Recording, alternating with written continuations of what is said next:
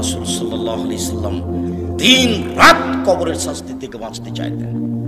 যখনই তিনি জানাজায় দাঁড়াতেন তখন লোকটার জন্য কবরের শাস্তি থেকে আল্লাহর কাছে বাঁচতে চাইছেন, আল্লাহ তুমি তাকে কবরের শাস্তি থেকে বাঁচাও।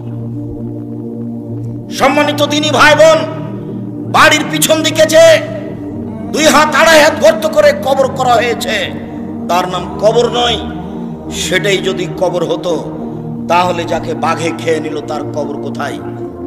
কবরস্থানে 2-2.5 হাত যে কবর করা হয় সেটাই কবর নয়। সেটাই যদি কবর হতো তাহলে যে আগুনে জ্বলে ছাই হয়ে গেল তার কবর কোথায়? সেটাই যদি কবর হতো তাহলে যে পানিতে ডুবে হারিয়ে গেল তার কবর কোথায়?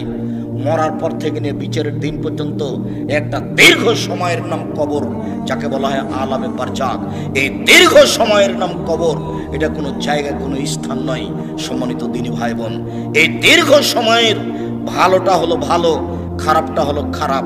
মানুষটা যদি ভালো হয়, মরার পরে ফেরেশতা যখন জিজ্ঞাসা করবেন তখন যদি তার উত্তর ঠিক হয় তাহলে ফেরেশতা বলবেন নামকা নামাতিল আরুসে লাইকুদুইলা আবালিহি, তুমি ঘুমিয়ে যাও বাসর রাতের ঘুমানোর মতো, যাকে কেউ জাগাবে না তার অতীব প্রিয় মানুষ ছাড়া।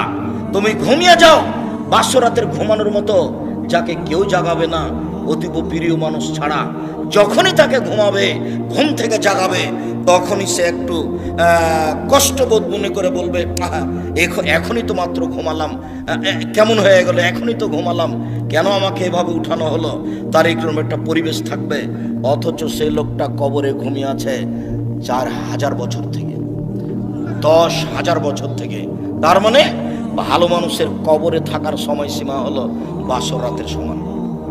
তা 2 ঘন্টা হতে পারে, 2.5 ঘন্টা হতে পারে, 3 ঘন্টা হতে পারে। এটা হলো ভালো মানুষের কবরের সময়সীমা।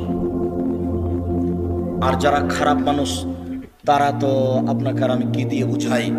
কবরের শাস্তিকে স্বপ্নের মতো বলা যেতে পারে।